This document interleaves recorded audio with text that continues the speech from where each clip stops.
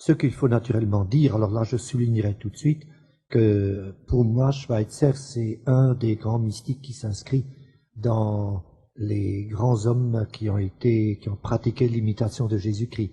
Albert Schweitzer a été, après des difficultés à l'école, a été quand même, disons, un génie qui s'est dévoilé pour être tout à fait un personnage universitaire. Il a fait un doctorat en théologie, un doctorat en philosophie, il a été un artiste organiste reconnu mondialement, et de même, il a été un des grands spécialistes en construction d'orgues. Il a d'ailleurs sauvé toute une série de vieilles orgues que l'esprit moderniste de la fin du dernier siècle s'apprêtait à démolir.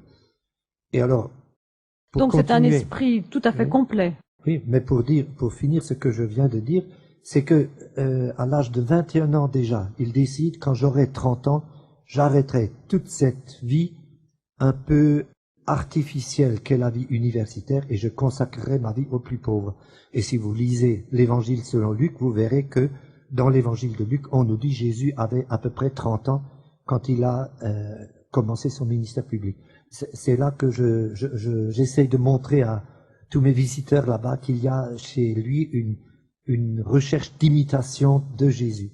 Vous pensez que justement cet âge de 30 ans qu'il a choisi pour démarrer son ministère auprès des plus pauvres, c'est à cause de le moment où Jésus a commencé son ministère public? J'en suis persuadé. D'ailleurs, on peut, je crois que les dimensions de notre entrevue ne le permettent pas, mais on pourrait montrer bien des domaines où il est tout à fait patent que Schweitzer a cherché à imiter Jésus. Le fait de soigner des malades, le fait d'aller vers l'étranger, et bien d'autres choses. C'est typiquement une recherche d'imitation de Jésus-Christ.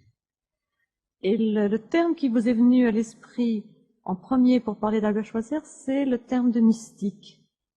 C'est pourtant pas le terme le plus courant. Pas du tout, je le sais, et c'est pour ça que j'insiste.